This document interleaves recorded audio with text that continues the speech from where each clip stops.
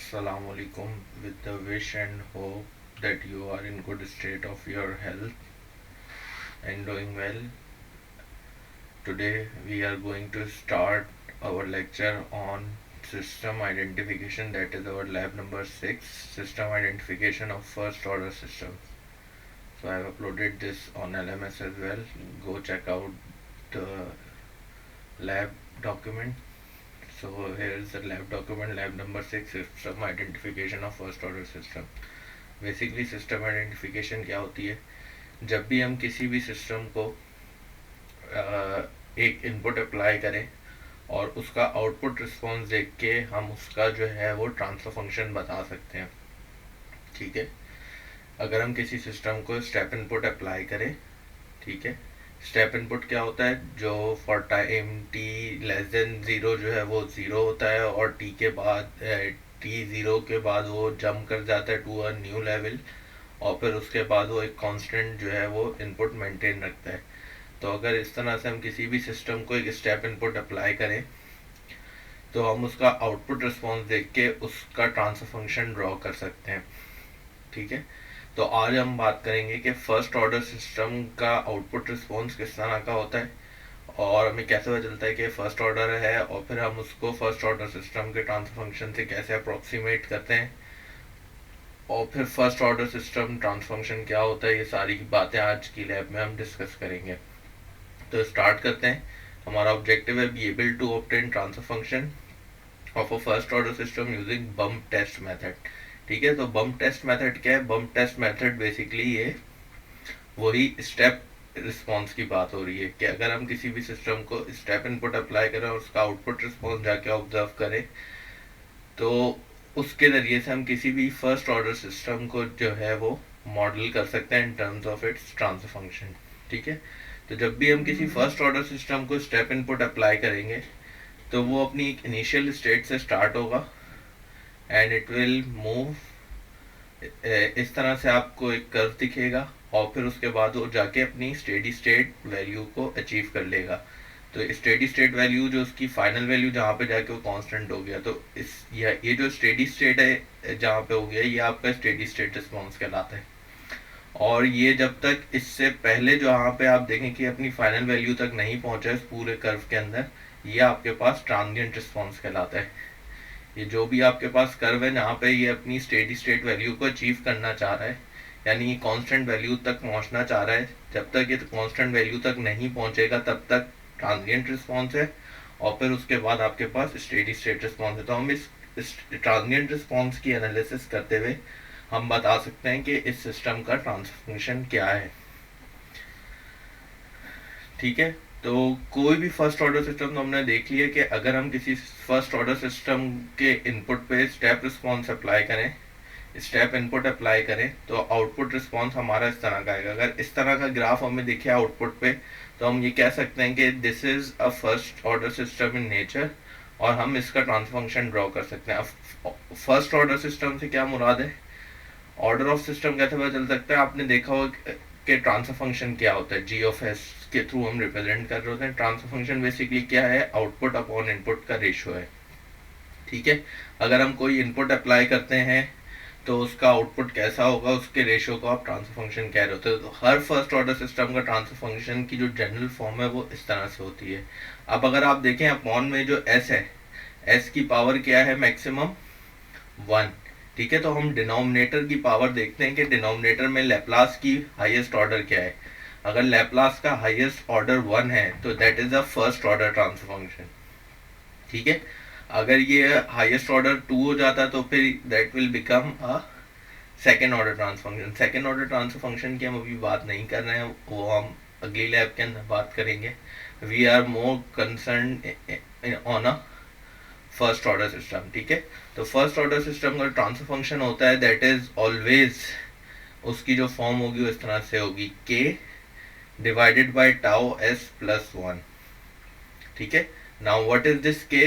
This के is a gain, कि system कितना गेन जो है वो अचीव कर रहा है। ठीक है, and that tau, tau basically defines कि आपके सिस्टम का जो टाइम कांस्टेंट है वो क्या है, यानी वो कितनी देर के अंदर सिस्टम चार्ज होता है। ठीक है, तो थियोरेटिकली इट इज सेड कि सिस्टम को अपनी इनिशियल स्टेट से फाइनल स्टेट तक जाने के लिए 5 टाओ का टाइम चाहिए होता है। यानी टाओ अगर मेरे पास 1 सेकेंड है तो तकरीबन 5 सेकेंड के अंदर वो अपनी 100% वैल्यू को अचीव कर रहा होगा। ठीक है, टाओ की जो टर्म है ये आप आइडेंटिफाई कर सकते हैं कि 63.3% अगर मैं निकालूं वैल्यू, ठीक है। अब ये 63.3% कैसे है, दैट कम्स फ्रॉम 1/एप्सिलॉन। 1 अगर आप एप्सिलॉन करेंगे तो उसकी वैल्यू जो आएगी वो आपके पास आएगी 0.632। ठीक है, तो जब आप उसे अप्रोक्सीमेट करेंगे तो दैट विल बिकम 63.2%, यानी 63.2%। यानी अगर ये यहाँ से लेके यहाँ तक इसका जो स्टेडी स्टेट वैल्यू थी 1 थी, तो सिस्टम को 0.632 तक पहुंचने में कितना टाइम लगा, तो that will be your tau. ठीक है, तो आपका टाओ 63.2 पे लाई कर रहा होगा। फर्स्ट टाओ आपका 63.2% के ऊपर आता है, दैट इज थ्योरेटिकली। और हम इस थ्योरेटिकल कॉन्सेप्ट को लेते हुए ही हम इस सिस्टम को, किसी भी सिस्टम को जिसका रिस्पॉन्स ऐसा आ रहा होता है, हम उसका ट्रांसफर फंक्शन आइडेंटिफाई कर सकते हैं। ठीक है, तो अब हम एक एग्जांपल लेते हैं। अगर आपको रिकॉल करें, याद हो, तो हमने लैब 2 के अंदर ये सिस्टम को जो है वो सिमुलेट किया था। मैं आपको दिखा देता हूँ, ये लैब 2 है आपकी। ठीक है, ये लैब 2 के अंदर हमने जो हमारी लैब एक्सरसाइज 1 थी, वहां पे हमने ये सिस्टम बनाया था। ठीक है, इस सिस्टम पे हमने क्या किया था, एक स्टेप इनपुट अप्लाई किया था। ठीक है, फिर एक कंट्रोल वोल्टेज सोर्स थी, जिससे जैसे ये इनिशियली स्टेप 0 था तो यहाँ पे 0 वोल्टेज अप्लाई हो रहा था, तो आउटपुट पे 0 था। लेकिन जैसे ही हमने इनपुट अप्लाई किया, स्टेप इनपुट अप्लाई किया, ये आपके पास जो है इसने अपनी स्टेट चेंज करी, तो यहाँ पे सडनली वोल्टेज अप्लाई हो गया। अब उस वोल्टेज का मैग्नीट्यूड क्या होगा, वो हम इस स्टेप के मैग्नीट्यूड से कंट्रोल कर रहे होते। क्या हमें 1 वोल्ट अप्लाई करना है या हमें 10 वोल्ट अप्लाई करना है, तो वो हम स्टेप के मैग्नीट्यूड से कंट्रोल कर रहे थे। तो हमने यहाँ पे स्टेप इनपुट अप्लाई किया। अब जैसे ही मैंने फॉर एग्जांपल 1 वोल्ट अप्लाई किया, तो ये कैपेसिटर है, ये फौरन चार्ज नहीं होता। ठीक है, टेक्स सम टाइम। तो उसी वजह से आपके पास जो ग्राफ आता है, वो ग्राफ आपका इस तरह से आपके पास कर्व आ रहा होता है। ठीक है, so this is a typical example of a first order system. तो हमने एक फर्स्ट ऑर्डर सिस्टम लिया था, हमने उसे सिमुलेट किया था। आपने लैब 2 में जो एक्सरसाइज 1 में सिस्टम को सिमुलेट किया था, आपने अगेन उसे सिमुलेट करना है। ठीक है, और जब आप स्कोप पे जाके उसका रिस्पॉन्स देखेंगे तो आपको इसी तरह का जो है वो कर्व आउटपुट पे दिखेगा। ठीक है, तो मैटलैब पे मैंने ये पूरा सिस्टम बनाया हुआ है, तो मैं आपको इसको सिमुलेट करके दिखा देता हूँ कि मेरे पास इस पे क्या रिस्पॉन्स आ रहा है। आप देख लें, वही सिस्टम बना हुआ है। और ऊपर वाले ग्राफ पे मेरे पास आउटपुट आएगा और नीचे वाले पे मैंने इनपुट का ग्राफ शो किया हुआ है।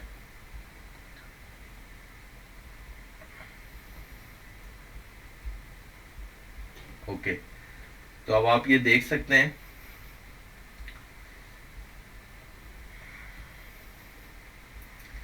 कि मैंने इनपुट अप्लाई किया। अब ये स्टेप आप देख सकते हैं कि ये इनिशियली 0 था और फिर उसके बाद इसका मैग्नीट्यूड 1 हो गया। यानी मैंने 1 वोल्ट अप्लाई किया, तो इसने इनिशियली ये 0 था, फिर इसने आहिस्ता आहिस्ता कैपेसिटर आपका चार्ज होना शुरू हुआ, वो फिर वो मैक्सिमम 1 वोल्ट के ऊपर चार्ज हो गया। ठीक है, तो ये आपका आउटपुट ग्राफ। अब आप आउटपुट ग्राफ देखें तो वही उसी तरह का कर्व आपको दिख रहा है, जिस तरह का कर्व आपने जैसे ही आपने इनपुट अप्लाई किया, आपका आउटपुट आहिस्ता आहिस्ता एनर्जाइज होना शुरू हुआ और फिर वो फाइनल एक स्टेडी स्टेट वैल्यू पे पहुंच गया। तो यहाँ से पहले वाला जो ग्राफ है आपके पास, ये पूरा का पूरा ट्रांजिएंट रिस्पॉन्स, और फिर उसके बाद ये आपके पास स्टेडी स्टेट रिस्पॉन्स। तो हम इस ट्रांजिएंट रिस्पॉन्स की एनालिसिस करके हम पूरे सिस्टम को जो है वो आइडेंटिफाई कर सकते हैं। यानी हम ये ट्रांसफर फंक्शन डेवलप कर सकते हैं, जो मैंने अभी आपको दिखाया था, that was k upon tau s plus 1। ठीक है, तो सबसे पहले हम k निकाल लेते हैं। k आपके पास क्या है, गेन।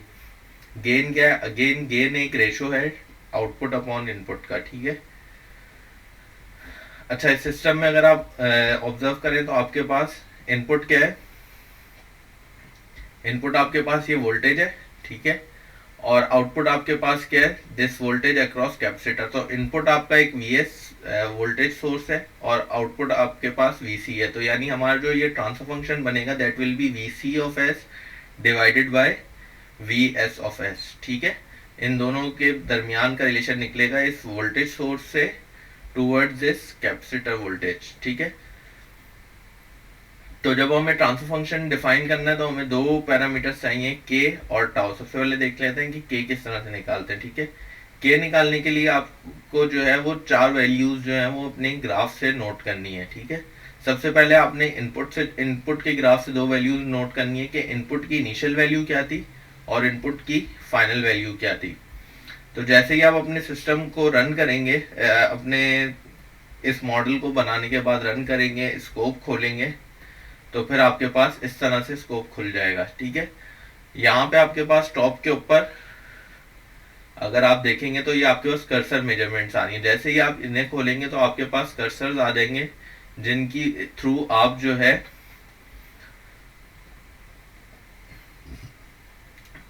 ये कर्सर्स प्लेस करके वैल्यूज नोट डाउन कर सकते हैं, ठीक है। अगर किसी के पास कर्सर मेजरमेंट ना आ रहा हो तो इसी बार के अंदर वो चेक करें, यहाँ पे जो है एक स्कोप बना हुआ होगा, उस पर जब वो अपना कर्सर होवर करेंगे तो उस पर लिखा हुआ होगा ट्राई टाइम स्कोप, ठीक है। तो वो ट्राई टाइम स्कोप पे जैसे ही आप क्लिक करेंगे तो आपके पास ये कर्सर मेजरमेंट्स ओपन हो जाएंगी, ठीक है। अब कर्सर मेजरमेंट्स में एक आपके पास ऊपर वाला ग्राफ है जो आउटपुट पर है, ठीक है। और इसको मैं कैसे सेलेक्ट कर सकता हूँ कि मुझे कर्सर किधर पॉइंट करना है। अगर आप देखें तो ये जो कर्सर है आपके पास, इसके ऊपर ये जो डॉट आ रहा है, ये इस डॉट की वैल्यूज मुझे यहाँ पे दिखा रहा है, ठीक है। This is my cursor one, ठीक है। इसके टॉप पे लिखा हुआ है कर्सर वन। कर्सर वन की वैल्यू मेरे पास यहाँ पे आ रही है, ठीक है। ये वैल्यू इसका मैग्नीट्यूड दिखा रहा है वाई एक्सिस के ऊपर, और ये एक्स एक्सिस के ऊपर इसका टाइम दिखा रहा है। अब आप अगर ऑब्जर्व करें जैसे जैसे मैं इसको मूव करूंगा तो मेरे पास ये वैल्यूज चेंज हो रही है, लेकिन ये चेंज हो रही है विद रिस्पेक्ट टू आउटपुट। लेकिन अगर मुझे इनपुट की वैल्यूज नोट करनी है तो मैं क्या करूंगा, मैं ट्रेस सिलेक्शन में जाऊंगा और यहाँ से जाके इनपुट सेलेक्ट कर लूंगा, ठीक है। तो अब आप ये देखें जो डॉट से वो आउटपुट से मूव होके कहाँ पे आ गए, इनपुट के ऊपर। तो अब मैं इनपुट की मैं इनपुट की जो है वो इनिशियल वैल्यू और फिर इनपुट की मैं फाइनल वैल्यू देख लूंगा, यानी यू मिनिमम और मेरा यू मैक्सिमम, ठीक है। तो कर्सर वन मेरी मिनिमम वैल्यू पर है तो मैं मिनिमम वैल्यू जाके देख लूंगा कर्सर वन की, तो वो मेरे पास इनिशियल वैल्यू 0 है, ठीक है। और इसकी अगर मैं फाइनल वैल्यू देखूं तो वो मेरे पास क्या हो रही है, दैट इज 1, ठीक है।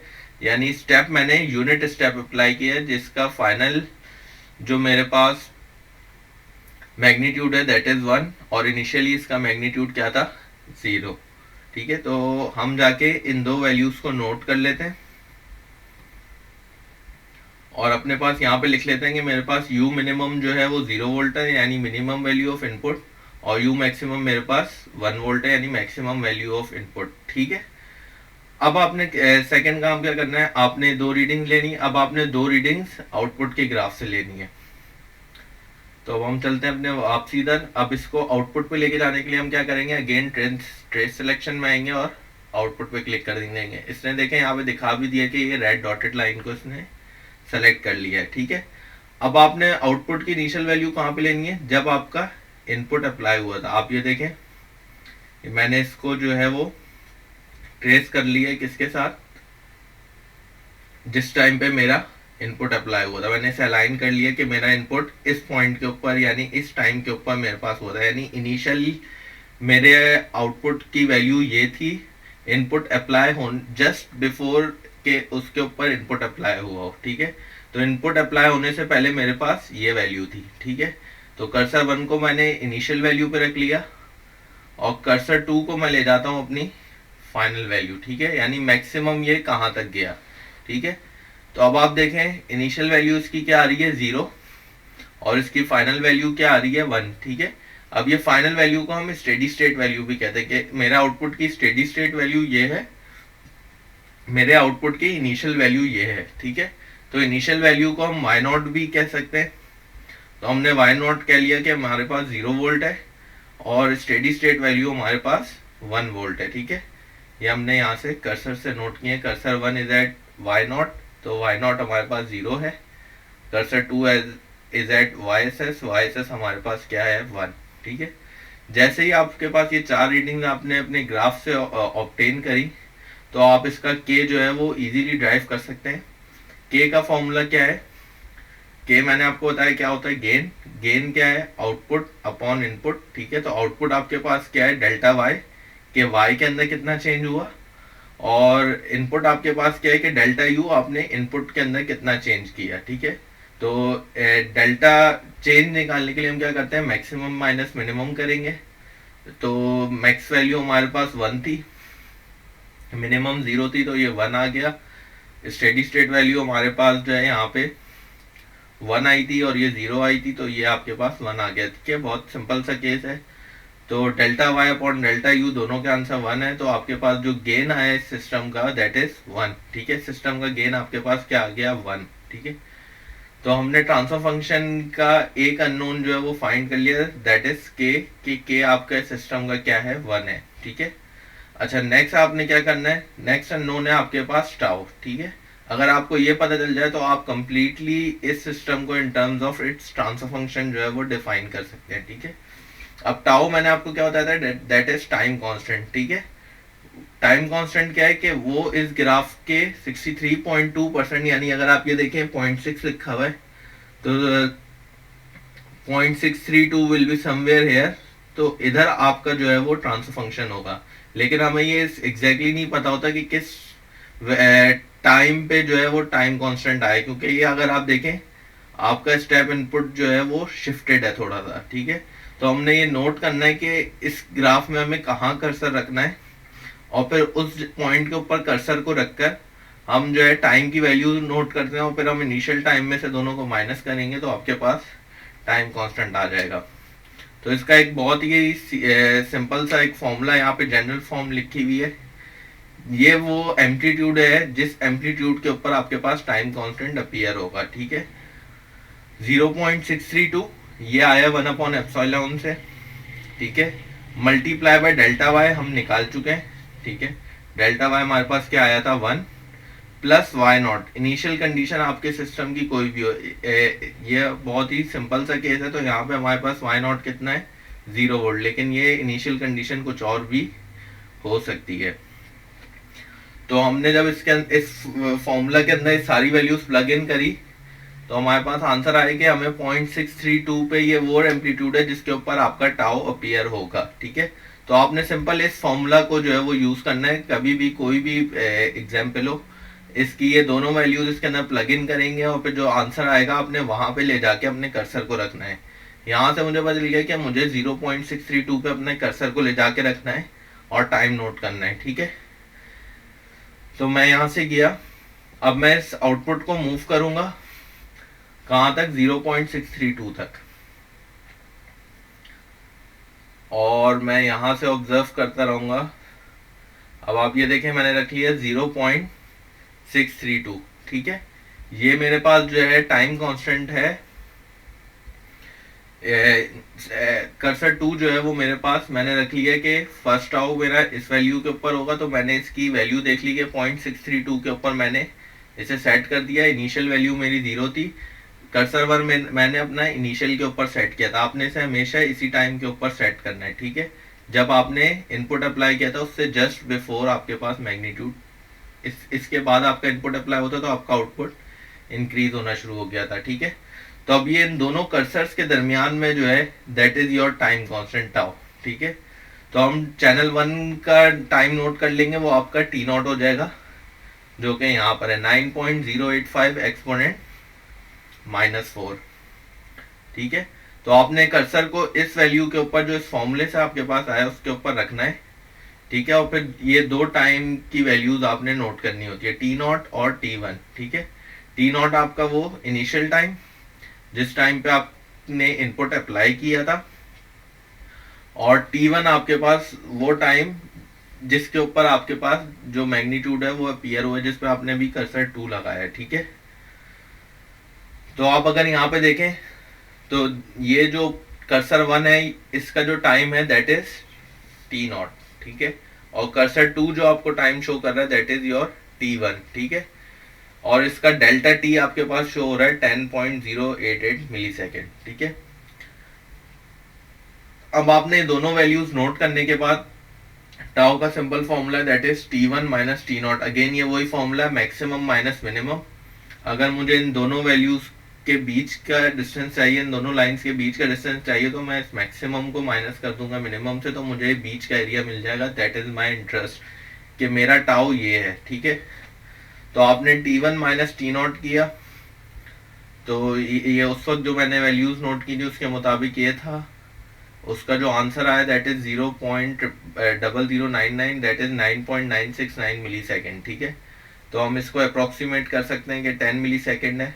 ठीक है, और यहाँ पे मैटलैब 20 दफ़ा में आंसर दिखा रहे हैं दैट इज 10.088 मिली सेकेंड। ठीक है, तो प्लस माइनस 0.1 या 0.2 मिली सेकेंड का डिफरेंस आ सकता है रीडिंग रिकॉर्ड करते हुए। ठीक है, तो वो रीडिंग लेने का मसला है वो। ठीक है, ह्यूमन एरर है जिसकी वजह से 0.1 मिली सेकेंड का या इससे ज़्यादा या कम का जो है वो डिफरेंस आ सकता है, वो ह्यूमन एरर की वजह से होगा। ठीक है, तो ये 10 मिली सेकेंड, तो मैंने इसको डिफाइन कर दिया कि मेरा इसका जो ट्रांसफर फंक्शन है that will be V C of S divided by V S of S. V C of S क्यों आए, क्योंकि मैंने बताया था कि मेरे सिस्टम का output V C of S है जिसे हम ऑब्जर्व कर रहे हैं। वी एस ऑफ एस ये वो वोल्टेज है जो हम सिस्टम के ऊपर अप्लाई कर रहे हैं। के की हमने वैल्यू लिख दी जो हमारे पास आई थी 1, टाउ की हमने वैल्यू लिख दी जो आई है हमारे पास 0.01, that is equal to 10 milliseconds. ठीक है, एस प्लस 1। तो अब ये जो हमारे पास सिस्टम था ये, ठीक है, हमने इसके ऊपर सिस्टम आइडेंटिफिकेशन अप्लाई करके हमने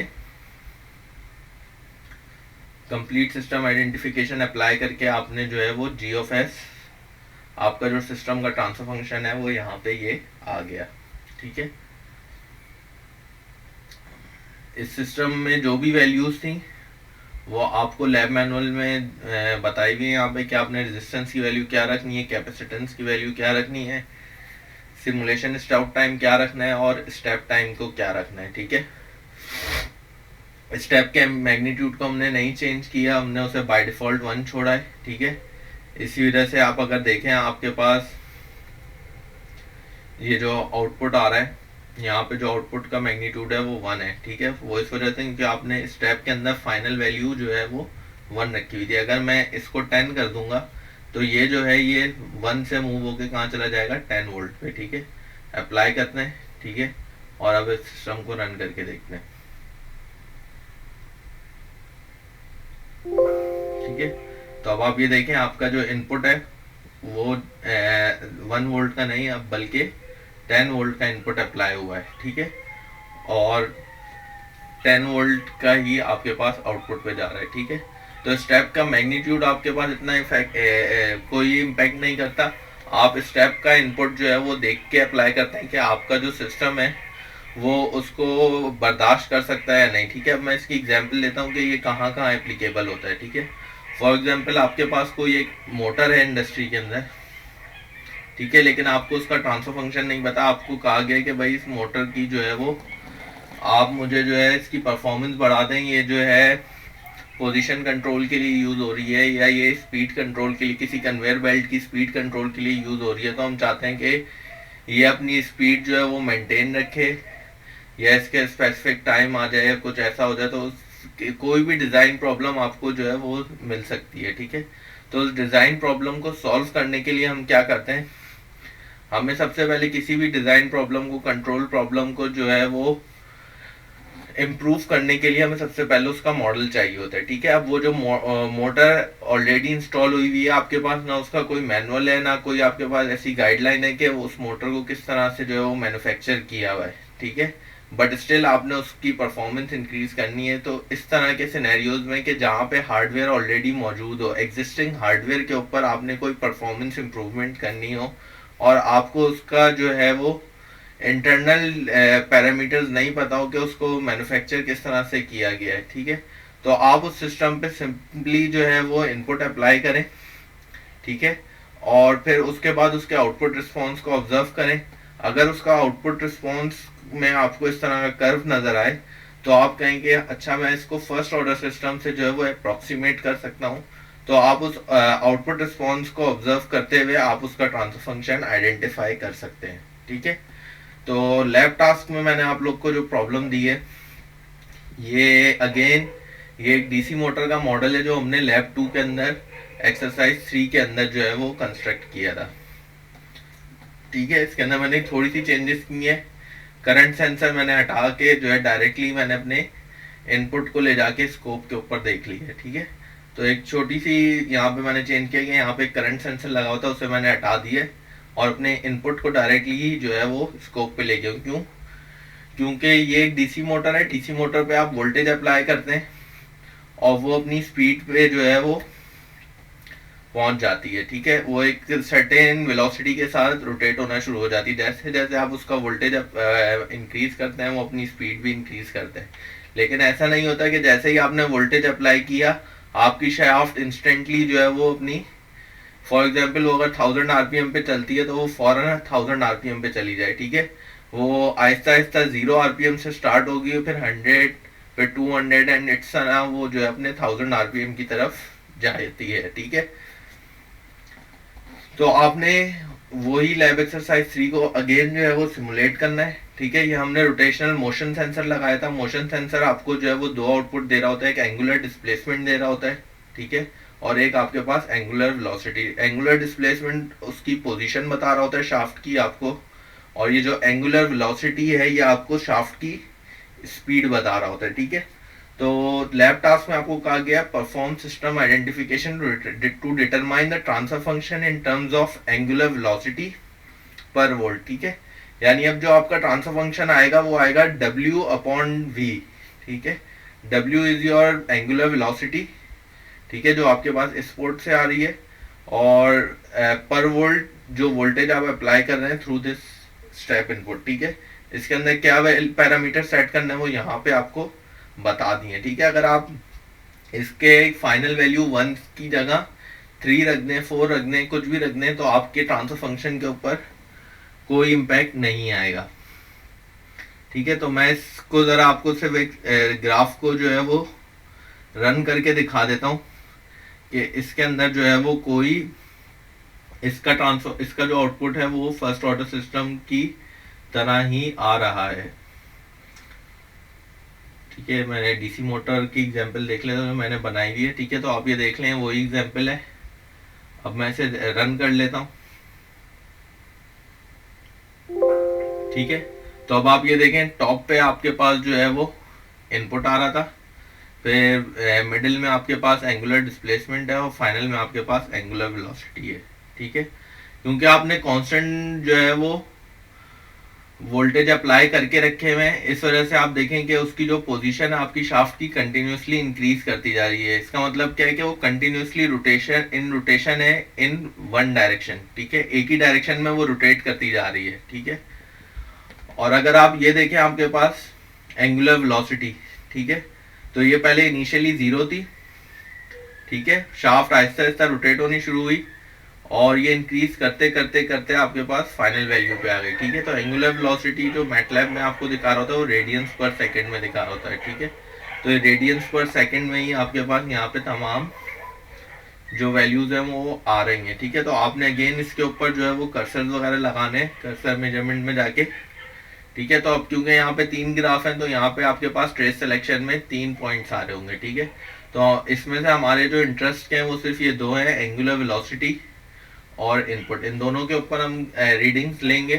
ठीक है, वही तमाम रीडिंग्स लेंगे जो हमने अभी पीछे ली हैं। ठीक है, और उसके बाद इस तरह करके आप इसका पूरा ट्रांसफर फंक्शन ड्राइव कर सकते हैं। That is a very simple task जो आपने परफॉर्म करना है, और फिर मुझे जो रीडिंग्स हैं वो आपने पूरी वर्ड के अंदर टाइप करके कि आपने कौन कौन सी रीडिंग्स ली, कौन कौन से ग्राफ लिए, इस तरह से आपने प्रॉपर मुझे जो है वो स्क्रीनशॉट्स लगा के दिखाने के मैंने इस ग्राफ पे ये कर्सर रखा था, इनिशियल वैल्यू यहाँ रखी थी, फाइनल वैल्यू यहाँ रखी थी, और फिर उसके बाद मैंने जिस तरह से आपको लैब मैनुअल में दिखाया हुआ है इसी तरह से आपने अपने सिस्टम इस टास्क को परफॉर्म करके आपने तमाम स्क्रीनशॉट डालने हैं। ठीक है, तमाम वैल्यूज डालनी है, तमाम फॉर्मूले यूज़ करने हैं जो आपने यूज़ किए हैं, और फिर उसके बाद जो आपके पास आउटपुट आया और फिर फाइनल में आपने अपना ट्रांसफर फंक्शन बना के इसमें मुझे दिखाना है और फिर उसको पीडीएफ में कन्वर्ट करके आपने मुझे सबमिट करवा देना है, ठीक है। So this was all about lab number 6, system identification of first order system. इंशाल्लाह वी विल मीट सून। और लैब नंबर 5 अभी स्किप की है because that is a hardware based lab. तो फुली अगर यूनिवर्सिटीज ओपन हो जाती हैं तो फिर हम वो हार्डवेयर बेस्ड लैब भी जो है वो सॉल्व करेंगे। टिल देन अल्लाह हाफिज़।